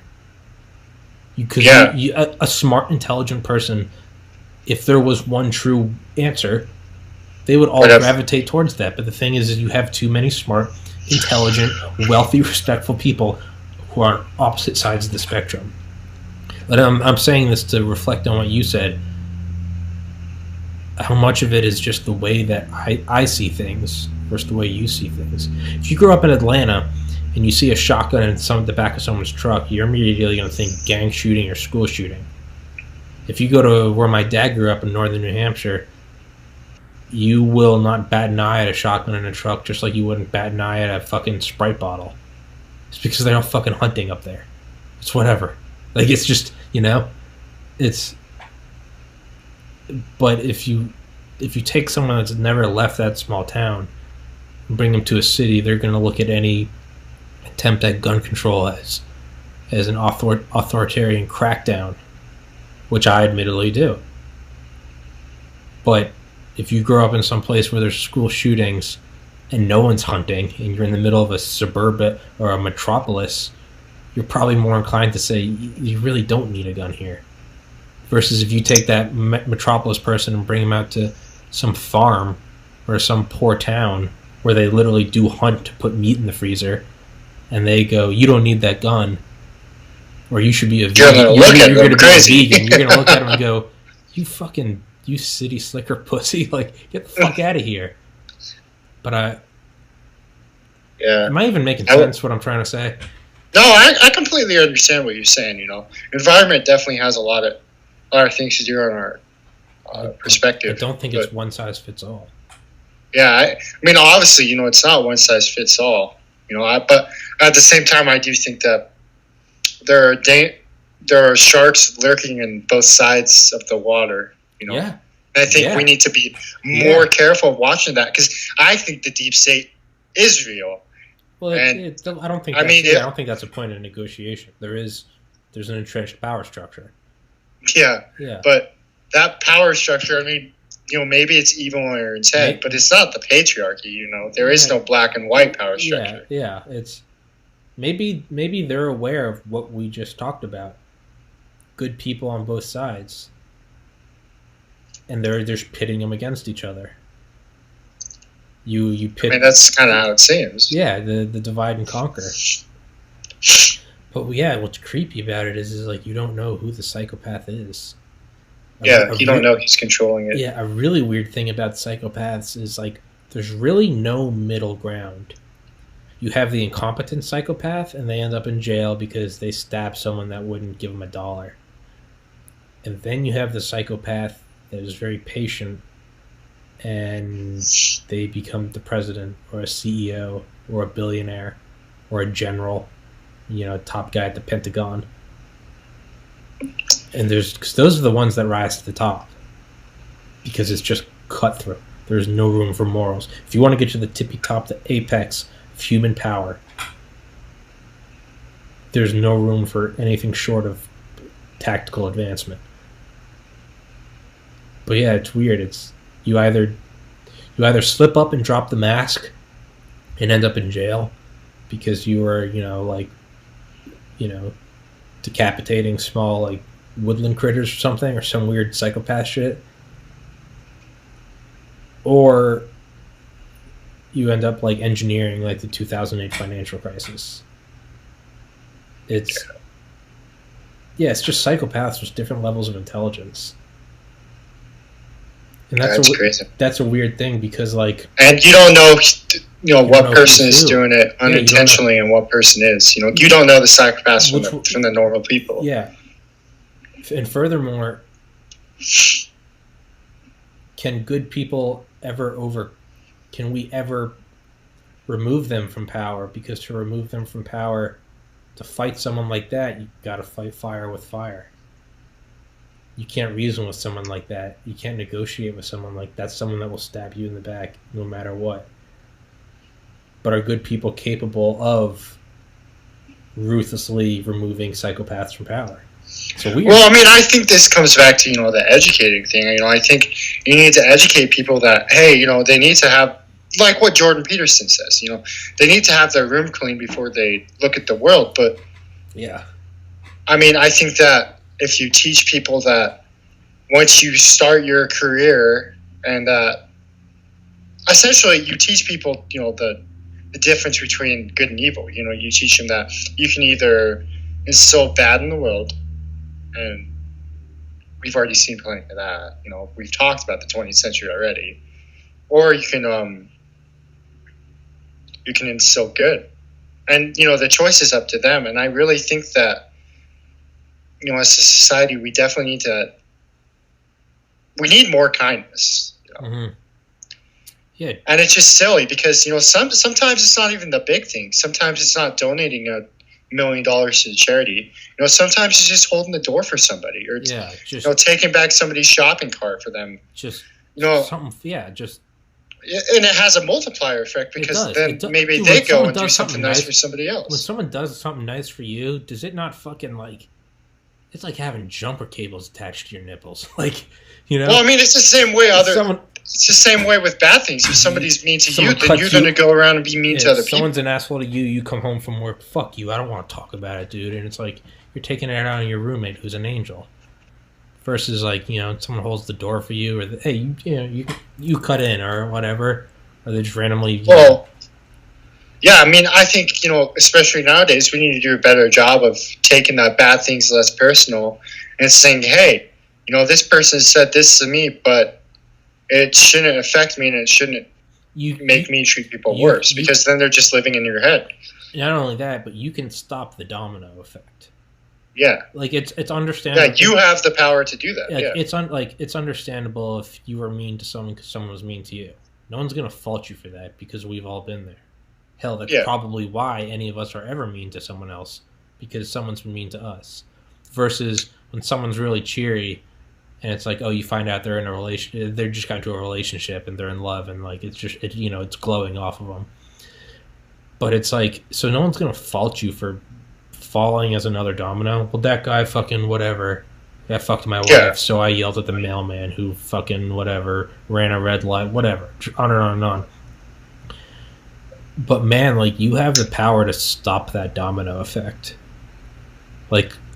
Someone started it, and fuck that person. And it's not your fault it happened to you. And it's understandable if you perpetuate it. But you also have the power to sort of eat it. Like a hospital will eat the bill for someone that can't pay for it. They take it. You have the power to eat the bad. Someone's a dick to you. You have the power to go, fuck that person, fuck that person, fuck that person. I'm going to keep it to myself. Have you ever been in a really bad mood and what you should do is not be in a bad mood, but if you've already kind of acknowledged that you're just in a terrible mood and you can't change it, the next best thing is to just to go to your room. Because Like I've literally like been in relationships or with my parents or with roommates and been like, hey, I'm in a really bad mood. I just failed a fucking test. Someone scratched my car. I'm going to be an asshole no matter what. So I'm just going to go to my room. Like, because nothing good is going to come out of interacting with me. Like, you have the power to, for the domino to hit you and to not fall over. Yeah, you have the power to take a fine tip comb over your own life. Mm-hmm. You have the power to change your surroundings. Yeah. It's now is it also, by the way, like if at any point you got to go or I'm keeping you, just tell me because I talk forever. That's fine. Yeah, is that so I wonder if this is just an idyllic or romantic idea, but I wonder how many people do just need to like feel loved. Like I wonder how. There's too many.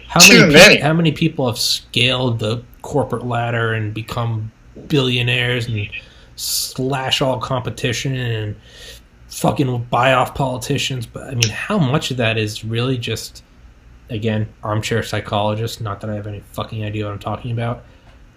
How much of that really is just like the one person they ever loved like cheated on them, or their parents didn't love them, or they were never included on Friday nights?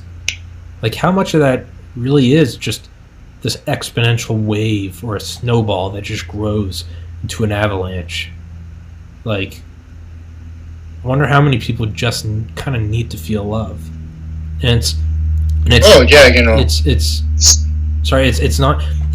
not what we were just talking about how bad things can happen to you. So it's not like, that guy's a child molester because he was molested as a child, like, and it goes on and on and on forever. But like, how many people very simply just never felt love or friendship? No one did anything bad to them, but after decades of it, it just got to a point where it was like, I'm gonna fill the void by becoming the richest man in America or whatever, Like, so when you look at it from that standpoint, so not only are you able to stop the domino and not let someone else's assholery cause you to be an asshole to someone else, but there also is almost like an implied responsibility that like you should really always try to be as nice and loving to everyone, because some people that's really all they need. And I know it sounds so, all you need is love, man, let's hold hands, it'll be together. No, like, because you being nice to somebody on the street corner could be the difference between curing cancer or not curing cancer. Yeah. I mean, you never know what somebody's capable of or whatever. And some people, I've met people who shut down when, the first bad thing is said about them. They just completely shut down. I mean, they have no structure where they're able to cope. And I think that's another thing, that's going wrong, is people are forgetting that they need, ways to cope with the bad in the world. Yeah. I think, so what? So what? You had a bad night last night. You still need to get your ass up and you still need to go to the gym. Yeah. I mean, I think, I think that's the way you need to look at the world. But ultimately, you need to be able to cope. Yeah. You need to be able to say, hey, this bad thing happened to me, but I'm going to do this to make myself feel better. I mean, you need those systems in your life. I mean, for me, and I'm going to, tell a story here. I lived in, rural Idaho, growing up, and, something happened to me where I became, that weird person that everybody just knows about. It's like the kid with the big ears. You just know about him. And, it feels like nobody's nice to you because nobody takes the time in a day to, be that kind to me.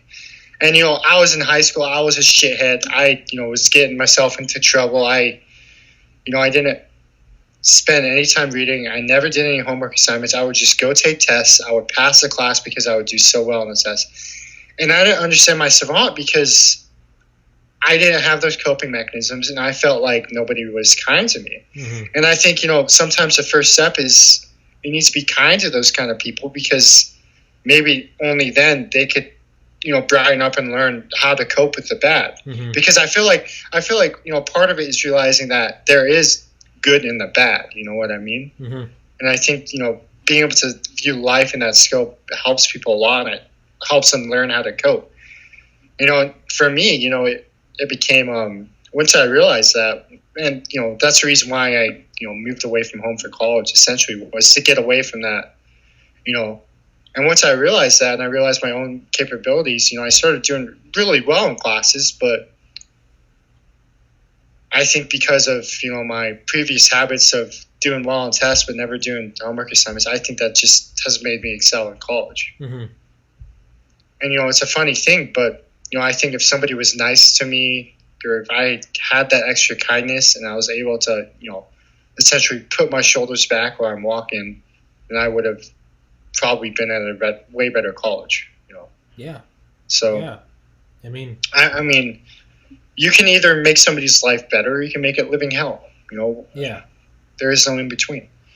Yeah. I mean, it really is, though. Yeah.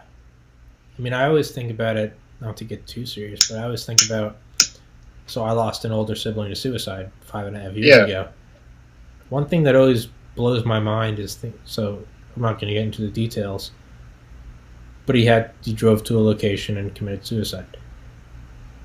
What always blows my mind is that there was someone that saw him driving, but it was just another car. Which makes me think, how many people have you driven by that were driving on their way to commit suicide? How many people did you pass in a grocery aisle that were fucking, they were getting their stuff ready for their last meal because they're gonna, sit in a garage. Yeah. Then they're gonna sit in the garage that night and run the exhaust. And that's not this. Again, this is something where it's like, it's not you caused it. It's not, hey, you told that person fuck you and that pushed him over the edge. That's on you. You're an asshole. Fuck you. But I wonder how many people that are like, no, it's not your responsibility, but like, why don't you just assume that everyone you're seeing is going through something is like on that. their, well, not only that, is literally on their way to commit suicide, like this evening. Like, FYI, this is not a red flag, right? This isn't me subliminally talking to you. So like, might as well hold the door. Or like, I always compliment every cashier. If they're a woman, not a guy. I don't want a guy to think I'm hitting on them. I compliment every fucking cashier. Anywhere, anytime that I'll just pick something. I like your hair. I like your earrings. I like your ring. No matter how mundane it is, no matter how much I don't like it, no matter how fucking stupid it looks. Do you know how weird it is when I compliment black girls on their hair? Because what am I going to say? I wish I could do that. So, hey, Shaniqua, you can really pull off those curls. I wish I could too. I wish I had those hoop earrings. But goddamn, man, I just say something like that. Really, since my brother died, I've done that. And a lot of times I think people just kind of brush it off. It's probably like, all right, this fucking faggot's flirting with me, which I'm not. But man, some people, dude, you can it's like it flips a switch. Like their pupils dilate and they're like, oh, thanks. Like I just got this, like whatever. And it's just like, even though deep down inside, like you really don't give a shit about it.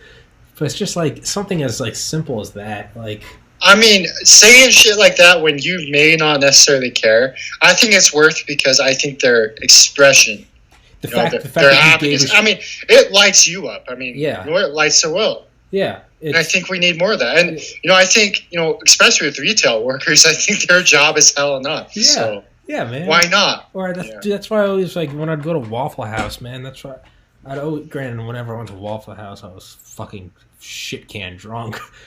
But whenever I go to, I'd always tip, like, 200%. Get, like, a $7 all-star meal. Tip, like, fucking $30.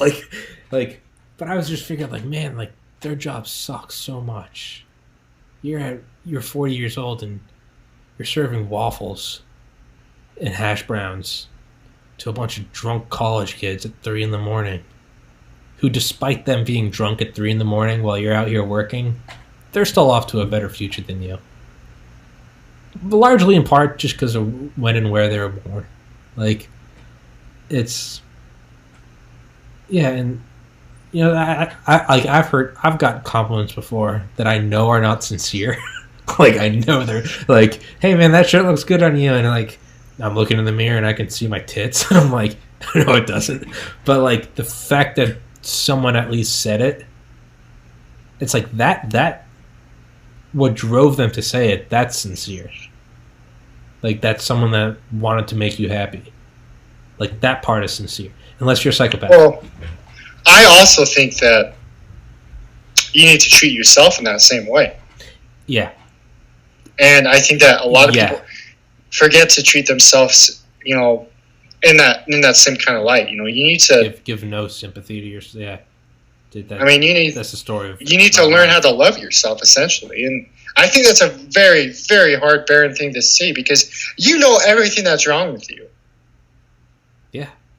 But I only think you can make progress from it is, basically when you basically say, okay, yeah, this is how it is, but I can make my life better by going to the gym. I mean, it's like just naturally being overweight.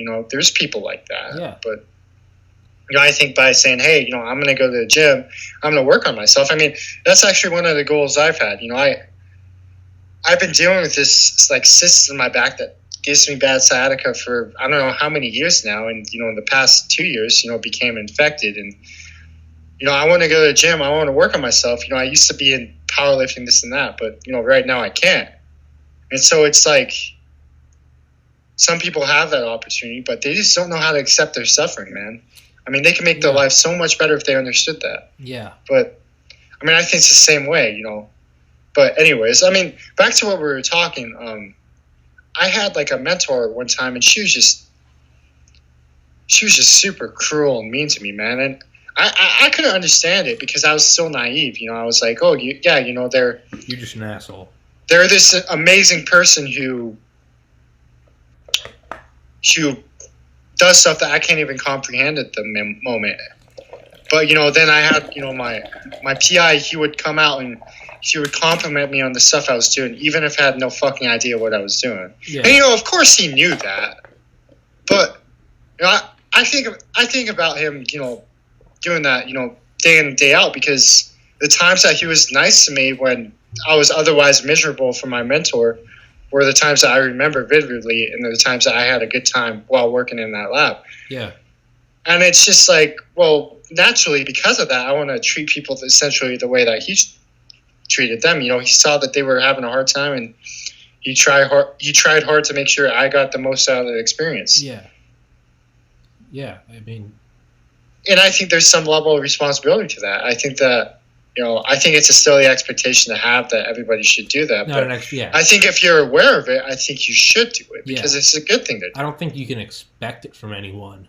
Yeah. I think everyone should hold themselves to that implied responsibility. Again, it's like character versus personality. I mean, personality is just the way you are. Character is something you develop. I think that we need to focus a lot more on character in society rather than personality theory. Yeah, it's about who you can create. It's not about the marbles that you already have. It's about your potential. It's beautiful. And so, dude, I like the one thing I remember from high school above like all like. So I graduated high school in 2009. So it's been 10 years. So at this point, most of it's just one big blur of just masturbation and underage drinking. But. Not to say my life's changed much since, but well, I mean that's just high school for you. That's just that's just. But dude, the one thing I remember above all else was a terrible student. I don't think I ever got an A until college, which makes me getting into med school that much fucking crazier. I was a retarded meathead in college or in high school. Yeah, dude, the one thing I remember above everything is I wrote a paper about the atomic bomb. And I just went into description about, what the bomb looked like when it went off. Had nothing to do with what I was writing about, but I went into such depth that I remember my teacher, Miss Carvis, telling me afterwards. So I was a sophomore in high school. She said, you need to become a writer. She's like, because like I got you, like, please be a writer. And I remember like contacting her in college. I was like, Miss Carves, I'm going to try to go to med school. She's like, congratulations, it's wonderful. You should consider being a writer. Like, I remember that positivity. And now I still don't want to be a writer. But like that positivity, that positive reinforcement, I still think about that. And that's what drives me to create a podcast. Just like, okay, like I can do cool shit. Someone will appreciate it. Like, yeah, we all have that capacity for cool shit. And once you realize that the person right next to you who's homeless has the same capacity to do cool shit, then you start lifting others up. And I think that's an important distinction to make. I mean I think it's important to realize that you can either lift people up or you can put them down. So which is it? And it's the same thing. And the other end of that is that there's bad things about people, and sometimes you shouldn't. Maybe you should hold that against them, but I don't believe in that. I think that, everybody has that bad thing about them, and you shouldn't necessarily, and I think that's kind of naive because, there are psychopaths, and I think it's important to be aware. Yeah. But still, you should try to be a leader. You should try to be somebody who people can look up for, because we're all enduring this life together. We're all enduring hell. Why not make it? We're all in this gulag together. Like, like, shit, man, might as well share the bread. Like, you know, it's, I think it's, to everything we said. Yeah. I mean, I remember working in my university student center my sophomore year. You can tell those kids that all they needed. Well, I mean, you can tell those kids apart from the other ones where all they needed to, do better in their class was positive reinforcement. Yeah.